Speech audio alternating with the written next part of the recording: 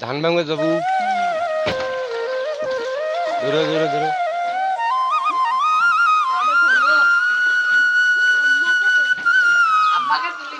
না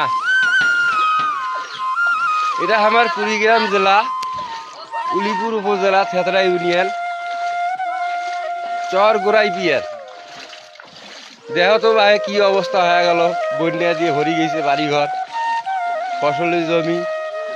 বাদাম ধান এগুলো সব ডুবি গেল বাহে কি কাণ্ড বাহে এক গোয়া পানি পার হইবেন